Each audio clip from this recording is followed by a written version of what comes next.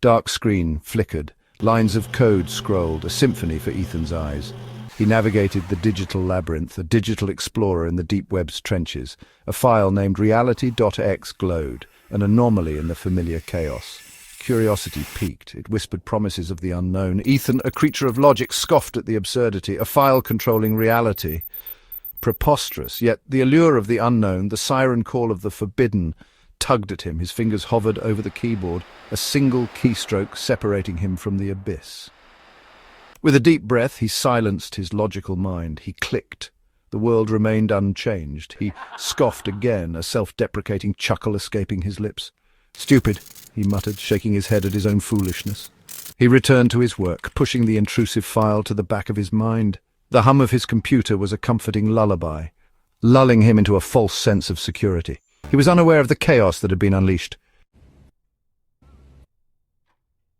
Minutes ticked by, each one an eternity in the digital world, a flicker in his peripheral vision.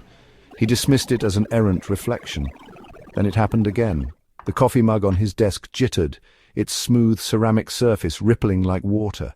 A shiver raced down his spine. His gaze darted around the room, searching for an explanation. His eyes landed on the clock on his wall. Its second hand stuttered, frozen in time before lurching forward in a dizzying jump. Panic gnawed at the edges of his composure. This wasn't right. This wasn't normal.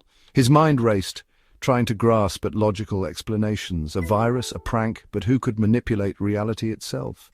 The file, reality.exe, flashed in his mind. A horrifying thought began to take root. What if it wasn't a joke? The glitches escalated. Gravity seemed to forget itself for fleeting moments, sending objects tumbling through the air. Colors flickered, vibrant hues replaced by washed-out grays. The world around him was unraveling, a tapestry of reality coming undone thread by thread. Fear, cold and sharp, pierced through his initial disbelief. People around him remained oblivious, their routines unchanged. He watched in terror as a woman walked through a glitching wall, her form dissolving and reforming on the other side. Was he going mad? Was this even real? He reached out to touch his desk, seeking solace in its solidity. His hand passed right through. Despair threatened to consume him. He was alone, adrift in a world that was simultaneously familiar and terrifyingly alien. He was trapped in a nightmare, a digital hellscape of his own creation. The weight of his actions pressed down on him. He had to fix this. He had to fix what he had broken.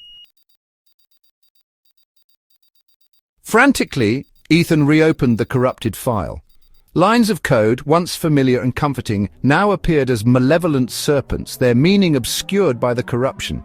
He dove in, his fingers a blur across the keyboard. He was a digital surgeon, dissecting the corrupted code, searching for the source of the anomaly. Hours blurred into a relentless cycle of trial and error. Every attempt to fix the code spawned new glitches, more terrifying than the last. He watched in horror as trees outside his window twisted into grotesque shapes, their branches contorting into claws. The world outside was a distorted reflection of the chaos within the code. Exhaustion gnawed at him, but he couldn't stop. The fate of the world, his world, rested on his shoulders. He was no hero, just a hacker who stumbled upon something he shouldn't have. But in this unraveling reality, he was the only one who could set things right.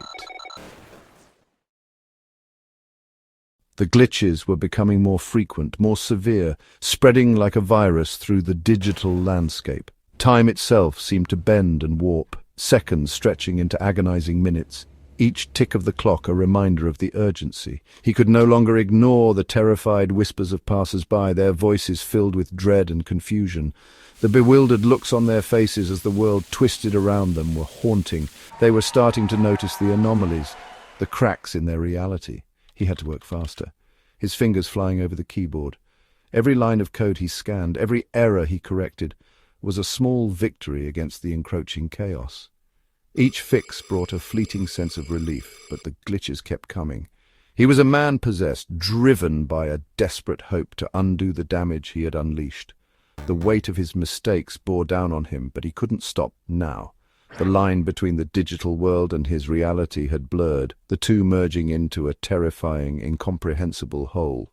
The glitches were no longer confined to screens. They were everywhere. His phone rang, a jarring sound in the eerie silence of his apartment. He stared at it, his heart pounding in his chest, the sound echoing in his mind. It was his neighbor, Sarah. He hesitated, unsure of what to do. Could he risk bringing her into this? Could he bear to hear the fear in her voice when she described the distorted world outside? His finger hovered over the answer button, trembling with indecision. Could he risk it? Could he bring her into this nightmare? Could he bear to hear the fear in her voice when she described the distorted world outside? He let the call go to voicemail, unable to face the reality of the situation. He was alone in this, the weight of the world on his shoulders. Section 6 trapped in the code. The room around him dissolved, the familiar walls replaced by an endless expanse of code. He was no longer in his apartment. He was inside the program, trapped within the very fabric of reality. Fear threatened to paralyze him, but he clung to the hope of escape. Lines of code swirled around him, a dizzying vortex of symbols and commands. He could feel the malevolent intelligence of the corrupted file, a sentient entity born from his error. It taunted him, whispering of his insignificance, his powerlessness against its digital might. He refused to surrender. He had to fight for himself, for the world he knew was slipping away. Drawing upon his years of experience, he navigated the labyrinthine code, searching for the core, the heart of the corruption. He was a digital Theseus, and this corrupted reality was his labyrinth. Section 7. The source of the chaos. Deeper he ventured, the code becoming increasingly complex, hostile. It fought back against his intrusion, throwing up firewalls and unleashing viruses like digital guard dogs. He fought back with every keystroke, every line of code a weapon against the encroaching darkness. Finally, he reached the source. A single corrupted line of code pulsed at the center of it all, a malignant tumor distorting the reality around it. He could feel its power, the ease with which it manipulated the very fabric of existence. He knew with chilling certainty that if he failed here, reality as he knew it would cease to exist. His fingers trembled as he reached out to the corrupted code. It throbbed with energy, a living entity fighting for its survival. He could feel its resistance, its attempts to repel him, to break his connection. He held on, his mind a maelstrom of algorithms and solutions. He had to find a way to neutralize it, to sever its hold on reality. Section 8. Rewriting reality. Time lost all meaning as he wrestled with the corrupted code, his mind a whirlwind of algorithms and possibilities. It was a battle waged in the silent language of ones and zeros, a fight for the very soul of existence, where every keystroke could mean salvation or doom. He poured all his knowledge, all his skill into crafting the perfect antidote, a countercode to heal the wounded reality, each line of code a lifeline. Sweat dripped from his brow, his vision blurring with exhaustion, but he pressed on, driven by an unyielding determination. He could feel his own strength waning, his body a mere shell in this digital battleground, yet his spirit remained unbroken. But he couldn't give up, not when he was so close to a breakthrough, the solution tantalizingly within reach. He had to believe that somewhere in the chaos, in the seemingly endless lines of code, lay the answer, the key to restoring balance. With a final burst of effort, he finished writing the countercode, his fingers trembling as they hit the enter key. He released it into the corrupted heart of the program, holding his breath as it spread outward, a wave of healing energy washing over the digital landscape, purging the corruption. He watched, every nerve ending on high alert, as the corrupted code began to flicker, to sputter, and then, with a final dying gasp, vanish, leaving behind a pristine, unblemished reality. Section 9. A fragile fix. The world around him solidified, the digital cityscape forming with a surreal clarity, the chaotic lines of code receding into the background like a storm finally calming.